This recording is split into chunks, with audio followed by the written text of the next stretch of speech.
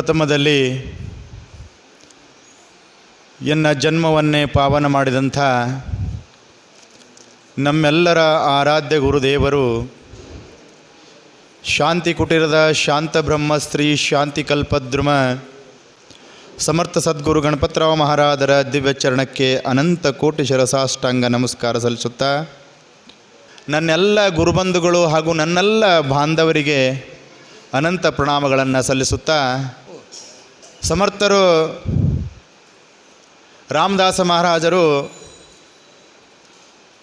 ದಶಕ 1 ಸಮಾಸ 10ರಲ್ಲಿ ಗ್ರಂಥಾರಂಭ ನಿರೂಪಣೆಯ ಸ್ತವನ ದಶಕದಲ್ಲಿ ಸದ್ಗುರು ಸ್ತವನ, ಸಂತ ಸವನ, ಪಾರಮಾರ್ಥ ಸ್ತವನವನ್ನು ಮಾಡಿ ಪಾರಮಾರ್ಥ ಮಾಡಲಿಕ್ಕೆ ಅತ್ಯಂತ ಶ್ರೇಷ್ಠವಾದಂಥ ನರಜನ್ಮದ ಸ್ತವನವನ್ನು ವರ್ಣನೆಯನ್ನು ಮಾಡಿದ್ದಾರೆ. 84 ಲಕ್ಷ ಜೀವರಾಶಿಗಳನ್ನು ತಿರುಗಿ ಅಪರೂಪವಾದಂಥ ಮನುಷ್ಯ ಜನ್ಮವನ್ನು ಪರಮಾತ್ಮ ನಮಗೆ ಯಾತಕ್ಕಾಗಿ ಕರುಣಿಸಿದಾನ ಅಂತಂದರೆ, ನಾವು ಎದಕ್ಕೆ ಕೊಟ್ಟಾನ ತಿಳ್ಕೊಂಡೇವು ಅಂತ ಕೇಳಿದ್ರೆ, ಮಸ್ತಾಗೆ ಮದುವೆ ಮಾಡ್ಕೊಂಡು ಮನೆ ಕಟ್ಟಿ ಹೊಲ ಗಳಿಸಿ ಬಂಗಾರ ಬೆಳ್ಳಿ ಹಾಕ್ಕೊಂಡು ಮಕ್ಕಳನ್ನು ಮಾಡಿಕೊಂಡು ಆರಾಮಾಗಿ ಇದ್ದು ಹೋಗ್ಲಿಕ್ಕೆ ಪರಮಾತ್ಮ ಕೊಟ್ಟ ಅಂತ ನಾವು ತಿಳ್ಕೊಂಡೆವು. ಹಿಂಗೇನಾರೆ ಒಂದು ವೇಳೆ ತಿಳ್ಕೊಂಡೆವು ಅಂತಂತಂದ್ರೆ ಅದು ನಾವು ನಮ್ಮ ಮೂರ್ಖತನವಾದಿತ್ತು. ತುಕಾರಾಮರು ಸ್ಪಷ್ಟ ಬರ್ದಾರೆ, ಗೇಲ ಗೇಲ ನರದೇಹ ಮಗ ಕೈಸಾ ಭಗವಂತ ಮಗ ಕೈಸಾ ಸಾಕ್ಷಾತ್ಕಾರ. ಇಲ್ಲಿವರೆಗೆ ಎಲ್ಲ ಮಹಾತ್ಮರು ಈ ನೆರಜನ್ಮವನ್ನು ತಗೊಂಡು ಪ್ರಪಂಚ ಮಾಡ್ರಪ್ಪ ಅಂತ ಯಾರೂ ಹೇಳಿಲ್ಲ.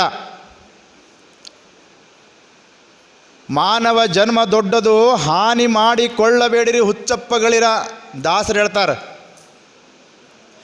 ಎಂಥ ಮಾನವ ಜನ್ಮ ಏನು ಕೆಡಿಸಿ ಬಿಟ್ಟಿರಪ್ಪ, ಇಂಥ ಮಾನವ ಜನ್ಮ ಸಿಕ್ಕಿತ್ತೇನ್ರಪ್ಪ ಅಂತ ಪುರಂದರದಾಸರು ಹೇಳ್ತಾರೆ. ಹಾಗಾದರೆ ಮಹಾತ್ಮರ ಲೆಕ್ಕಕ್ಕೆ ನಾವು ಇದನ್ನು ತೊಗೊಂಡು ಹಾಳು ಮಾಡ್ಕೋತೇ ಬಂದೇವಲ್ಲ, ಅಂದರೆ ಪ್ರಪಂಚವನ್ನು ಮಾಡ್ಕೋತ ಬಂದಿದ್ದು ಅವ್ರ ದೃಷ್ಟಿಯಿಂದ ಹಾಳು ಮಾಡ್ಕೋತ ಬಂದೆವು. ಹಾಗಾದರೆ ಏನು ಮಾಡಬೇಕು? ಎಲ್ಲ ಮಹಾತ್ಮರು, ಸಂತರು, ಶ್ರುತಿಗಳು, ಶಾಸ್ತ್ರಗಳು, ಆಗಮ ಪುರಾಣಗಳು ಏನು ಹೇಳ್ತವೆ ಅಂತ ಕೇಳಿದ್ರೆ, ಏನು ಮಾಡಬೇಕು ಮನುಷ್ಯ ಜನ್ಮ ತಗೊಂಡು ಅಂತ ಕೇಳಿದ್ರೆ, ತುಕ್ಕಮ್ಮಾರಾದರೂ ಕೂಡ ಅದನ್ನೇ ಬರ್ದಾರ, ಅಹರ್ನಿಶಿ ಸದಾ ಪಾರಮಾರ್ಥಕರವ ಪಾಯನ ಠೇವವ ಅಡಮಾರ್ಗಿ. ಅಪರೂಪವಾದಂಥ ಮನುಷ್ಯ ಜನ್ಮವನ್ನು ತಗೊಂಡು ಬಂದು ಪಾರಮಾರ್ಥವನ್ನೇ ಮಾಡಿರಿ ಅಂತ ಹೇಳ್ಕೊತ ಬಂದರು. ಶ್ರೀಕಾಂತಗಳು ಹೇಳಿದ್ರಲ್ಲ, ಏನು ಮಾಡ್ಬೇಕಂತೇಳಿ ಶಿಶುನಾಶಲ್ಲಿ ಬಿಡ್ತಾರೆ, ಅಡಿಗಡಿಗೆ ಶಿವನಾಮವ ಸ್ಮರಿಸೋ ದೃಢ ಭಕ್ತಿಯ ನೆಲೆಸೋ. ಅಡಿಗಡಿಗೆ ಹೆಜ್ಜೆ ಹೆಜ್ಜೆಗೂ ಏನು ಮಾಡಬೇಕು? ಪರಮಾತ್ಮನ ಸ್ಮರಣೆಯನ್ನೇ ಮಾಡಬೇಕು. ಅದಕ್ಕಾಗಿ ಅಪರೂಪವಾದಂಥ ಮನುಷ್ಯ ಜನ್ಮ ಕೊಟ್ಟಿದ್ದಾನೆ ಪರಮಾತ್ಮ.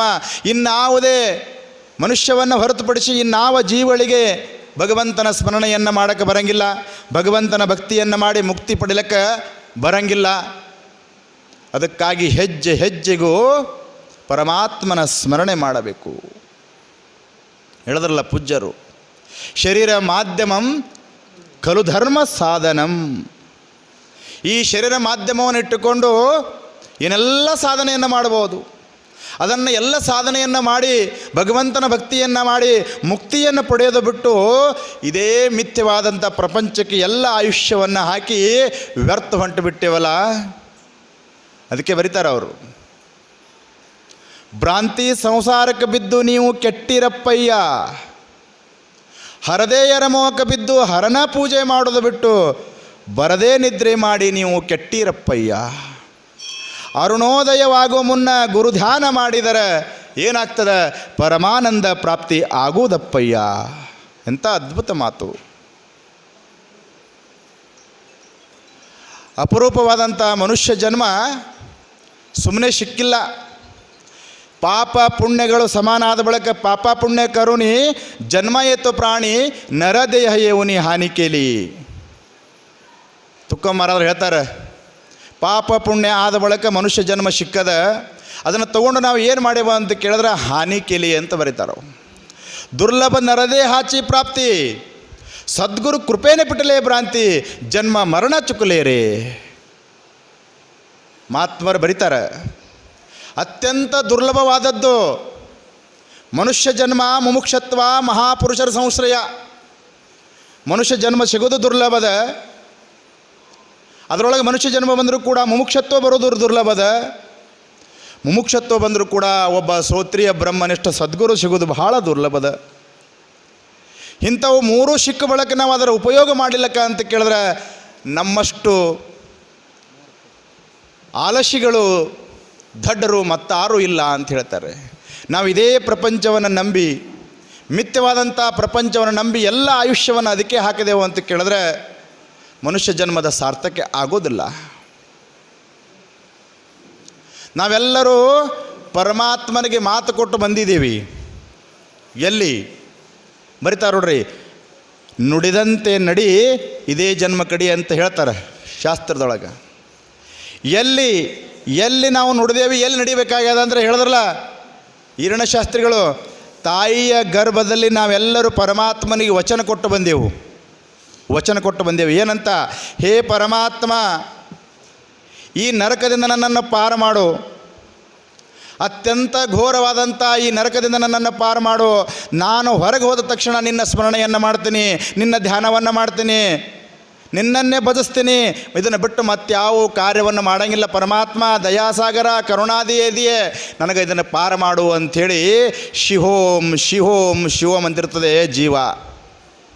ಯಾಕಂದ್ರೆ ಅಲ್ಲಿ ಅತ್ಯಂತ ನರಕ. ನವಮಾಸಗಳ ಪರ್ಯಂತ ಒಂದೇ ಆಸನದಾಗ ಕುಂಡಿರ್ಬೇಕು, ಕುಕ್ಕುಟ ಆಸನದಾಗ.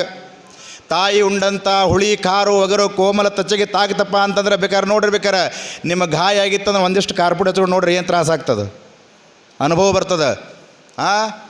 ಮಲಮೂತ್ರೊಳಗೆ ಒಂದೇ ಆಸನದೊಳಗೆ ಮಲಮೂತ್ರಗಳು ಬಾಯಾಗ ಹೋಗ್ತಾವೆ, ಕಿವ್ಯಾಗ ಹೋಗ್ತಾವೆ, ಕಣ್ಣಾಗ ಹೋಗ್ತಾವೆ. ಅವಾಗ ಒದ್ದಾಡ್ತಿರ್ತದೆ ಜೀವ. ಅವಾಗೇನಂತಾಳೆ ತಾಯಿ, ನನ್ನ ಮಗ ಒದಿಲಕತ್ತಾನಂತ. ಒದಿಲಕತ್ತಿಲ್ಲ, ತ್ರಾಸಿಗೆ ಒದ್ದಾಡ್ತಿರ್ತದೆ. ಹೇ ಪರಮಾತ್ಮ, ಇದರಿಂದ ಬಿಡುಗಡೆ ಮಾಡು, ಪಾರು ಮಾಡು ಅಂತೇಳಿ ಕನಿಕಡಿಯಿಂದ ಬಿಡ್ಕೊತಿರ್ತಾನೆ. ಏನೋ ಪರಮಾತ್ಮ ದಯಾಸಾಗರ ಕರುಣಾನಿಧಿ ಆ ಜೀವದ ನರಕಯಾತನೆಯನ್ನು ನೋಡಾರ್ದೇ ಭಗವಂತ ಕಣ ತೆರಿತಾನ. ಸುಸೂತ್ರವಾಗಿ ಹೊರಗೆ ಬರ್ತದ, ಮಾಯಾದ ಗಾಳಿ ಬಡಿತದ, ಶಿಹೋಮ ಮರಿತದ, ಕುಹೋಮ ಚಾಲು ಆಗ್ತದೆ. ಅವಾಗ ಕೊಟ್ಟಂಥ ಮಾತು ಮರಿತದ. ಎಚ್ಚರ ಮಾಡೋ ಸಲೊಂದು ಬರ್ತಾನ ಪರಮಾತ್ಮನ ಅವತಾರಿ ಸದ್ಗುರುನಾಥ. ಅಲ್ಲಿ ಏನು ಮಾತು ಕೊಟ್ಟಿದಿ, ಇಲ್ಲಿ ಏನು ನಡಿಲಕತ್ತಿ ಅಂತಕ್ಕಂಥದ್ದು ಎಚ್ಚರ ಮಾಡ್ತಾನೆ. ಆ ಸದ್ಗುರುನಾಥನ ಮಾತು ಕೇಳಿ ಯಾರು ಎಚ್ಚರಾಗ್ಯಾರ ಅವರೆಲ್ಲರೂ ಸಾವನ್ನು ಗೆದ್ದಾರ, ದುಃಖದಿಂದ ನಿವೃತ್ತಿ ಹೊಂದ್ಯಾರ. ಯಾರು ಮರೆತಾರ, ಯಾರು ಅಲಕ್ಷ್ಯ ಮಾಡ್ಯಾರ ಅವರು ಮತ್ತು ಇದೇ ಜನನ ಮರಣ ಅಂತಕ್ಕಂಥ ಸೈಕಲೊಳಗೆ ಬಿದ್ದು ದುಃಖದಲ್ಲಿ ಒದ್ದಾಡಿ ಹುಟ್ಟು ಸಾವು ಇದರೊಳಗೆ ಒದ್ದಾಡಕತ್ತಾರೆ. ಅದಕ್ಕಾಗಿ ಅಪರೂಪವಾದಂಥ ಮನುಷ್ಯ ಜನ್ಮ ಇದು. ಈ ತೊಟ್ಟಲು ಶಾಸ್ತ್ರ ಮಾಡ್ತಾರೆ ಗೊತ್ತಾ ನಿಮಗೆ? ಹೆಣ್ಮಕ್ಳು ಮಾಡಿರಿ ಇಲ್ಲ? ತೊಟ್ಲ ಹಾಕಿರಿ ಯಾರಿಗೆ ರೀ? ಹಾಕಿರಿ ಇಲ್ಲ? ತೊಟ್ಲ ಯಾಕೆ ಹಾಕ್ತಾರೆ, ಅದಕ್ಕೆ ತೊಟ್ಲ ಅಂತ ಯಾಕೆ ಹಾಕ್ತಾರೆ ಯಾರಿಗಾರಿ ಗೊತ್ತದೇನು? ತೊಟ್ಲ ಏನು ನಮ್ಮ ಮನೆಯಾಗ ಒಂದು ನಾಯಿ ಮರಿ ಹಾಕಿದ್ರಿ, ಅದಕ್ಕೂ ನಾಳೆ ಬರ್ರಿ ನಾವು ತೊಟ್ಲ ಹಾಕ್ತೇವೆ ಅಂದಿರೇನು ಯಾರಿಗೆ ರೀ? ಇಲ್ಲ. ಯಾರಿಗೆ ಹಾಕಿರಿ? ಯಾರಿಗೆ? ಮನುಷ್ಯಗೆ. ಯಾಕೆ ಮನುಷ್ಯಗೆ ತೊಟ್ಲಕ್ಕೆ ಹಾಕ್ಯಾರ? ನಾಯಿ ನರಿ ಕೋಳಿ ಕುರಿ ಹಂದಿಗೆ ಯಾಕೆ ಹಾಕಿಲ್ಲ ಅಂತ ಕೇಳಿದ್ರೆ, ಅದಕ್ಕೆ ತೊಟ್ಲ ಅಂತ ಯಾಕೆ ಕರೆದಾರ ಅಂತ ಕೇಳಿದ್ರೆ, ಯಾರೇ ಸಣ್ಣ ಮಕ್ಳು ಕೇಳಿದ್ರೆ ಏನು ಹೇಳ್ತೀರಿ? ಏನೋ ನಮ್ಮ ಮುತ್ತೆ ಹಾಕೋ ನಮ್ಮ ಅವ್ವ ಹಾಕೋತ ಬಂದಾಳ, ನಾ ಹಾಕಿನಿ, ನಮ್ಮ ಆಯಿ ಹಾಕ್ಯಾಳ, ನಾ ಹಾಕಿನಿ. ಹಂಗಲ್ಲ. 84 ಲಕ್ಷ ಜೀವರಾಶಿಗಳನ್ನು ತಿರುಗಿ ಅತ್ಯಂತ ಶ್ರೇಷ್ಠವಾದಂಥ ಮನುಷ್ಯ ಜನ್ಮವನ್ನು ತೊಟ್ಟೆಲ್ಲೋ ಅಂಥೇಳಿ ತೊಟ್ಲಕ್ಕೆ ಹಾಕ್ಯಾರ ನೋಡ್ರಿ. ತೊಟ್ಲಕ್ಕೆ ಹಗ್ಗ ಎಸ್ ಕಟ್ಟ್ಯಾರ್ರಿ? 2 ಹಗ್ಗದ ಮೇಲೆ ನಿಂದಿರ್ತದೆ. ಅದು 4 ಯಾಕೆ ಕಟ್ಟ್ಯಾರ ಅಂತ ಕೇಳಿದ್ರೆ, 4 ಪುರುಷಾರ್ಥಗಳು, ಚತುರ್ವಿಧ ಪುರುಷಾರ್ಥಗಳು, ಧರ್ಮ ಅರ್ಥ ಕಾಮ ಮೋಕ್ಷವನ್ನು ಪಡಿಲಿಕ್ಕೆ ಬಂದಿಂತವ. ಮತ್ತಾವ ಪ್ರಾಣಿಗಳಿಗೆ ಅವಕಾಶ ಇಲ್ಲ. 4 ವೇದಗಳನ್ನು ಓದಿ ಚತುರ್ವಿಧ ಪುರುಷಾರ್ಥಗಳನ್ನು ಪ್ರಾಪ್ತ ಮಾಡೋಕ್ಕೆ ಬಂದಿದೆಪ್ಪ. ಆ ಸಾಂಕೇತಿಕವಾಗಿ 4 ಹಗ್ಗ ಹಚ್ಚಿ ಕಟ್ತಾರೆ. ಇಷ್ಟಕ್ಕೆ ಮುಗಿಲಿಲ್ಲ ತೊಟ್ಟಲು ಶಾಸ್ತ್ರ. ಹೆಸರಿಟ್ಟವ್ರಿಗೆ ಗುಮ್ತಾರೆ ಬೆನ್ನಾಗ. ಗುಮ್ಮ್ಯಾರಿಲ್ರಿ? ಯಾಕೆ ಗುಮ್ತಾರೆ? ಸಾಮಾನ್ಯವಾಗಿ ಗುಮ್ಮುದು ಯಾರಿಗೆ ಅಂತ ಕೇಳಿದ್ರೆ ಯಾರು ತಪ್ಪು ಮಾಡ್ತಾರೆ ಅವ್ರಿಗೆ ಗುಮ್ತಾರೆ. ಹಾಗಾದ್ರೆ ನೀವು ಹೆಸರಿಟ್ಟು ತಪ್ಪು ಮಾಡಿದ್ರೆ ಏನು? ಶಾಸ್ತ್ರ ಹೇಳ್ತದ ಹೌದು. ಅದು ಹೆಂಗಿತ್ತು ಅಂತ ಕೇಳಿದ್ರೆ, ಹೆಸರಿಡು ಪೂರ್ವದಲ್ಲಿ ಅದು ಶುದ್ಧ ಪರಬ್ರಹ್ಮ ಸ್ವರೂಪಿತ್ತು. ಅದಕ್ಕೆ ಯಾವುದೇ ಒಂದು ಬಂಧನ ಇರಲಿಲ್ಲ, ಯಾವುದೇ ಉಪಾಧಿ ಇರಲಿಲ್ಲ, ನಾಮ ಉಪಾಧಿ ಇರಲಿಲ್ಲ. ಅದಕ್ಕೆ ಇಲ್ಲಾರ್ದಂಥ ಉಪಾಧಿಯನ್ನು ಹಾಕಿ ಅದಕ್ಕೆ ಬಂಧನಕ್ಕೆ ಹಾಕಿ ನೂಕಕ್ಕೆ ನುಗ್ಗಿದ್ರಲ್ಲ, ಅದಕ್ಕಾಗಿ ಹೆಸರಿಟ್ಟವ್ರಿಗೆ ಬೆನ್ನಾಗಿ ಗುಮ್ತಾರೆ, ಹೆಸರಿಟ್ಟು ಬಾಯಿಗೆ ಗುಗ್ರಿಡ್ತಾರೆ. ಯಾವ ಗುಗ್ರಿ ಗೊತ್ತದ ನಿಮಗೆ? ತಪ್ಪು ಮಾಡಿದ್ದಕ್ಕಾಗಿ. ಇಷ್ಟದ ನೋಡ್ರಿ ತೊಟ್ಟಲು ಶಾಸ್ತ್ರ. ಮನುಷ್ಯನಾಗಿ ಹುಟ್ಟಿ ಬಂದ ಬಳಿಕ ತೊಟ್ಟಲಕ್ಕೆ ಹಾಕ್ಕೊಂಡು ಮನುಷ್ಯನಾಗಿ ಮಾಡಬೇಕಾದಂಥ ಕಾರ್ಯವನ್ನು ಮಾಡಲಿಲ್ಲಪ್ಪ ಅಂತಂದ್ರೆ ಅವ್ರಿಗೆ ಶಾಸ್ತ್ರದಾಗಿ ಏನು ಬರ್ದಾರ ಅಂತ ಕೇಳಿದ್ರೆ ಮನುಷ್ಯ ರೂಪೇಣ ಮೃಗ ಸಂಚರಿತ ಅಂತ ಬರೀತಾರ ಅವರು. ಏನು ಬರ್ದಾರ ಅಂತ ಕೇಳಿದ್ರೆ ಮನುಷ್ಯನಾಗಿ ಹುಟ್ಟಿ ಏನು ಮಾಡಬೇಕಾಗ್ಯದ ಅಂತ ಕೇಳಿದ್ರೆ ಭಗವಂತನ ಭಕ್ತಿಯನ್ನು ಮಾಡಬೇಕಾಗ್ಯದ.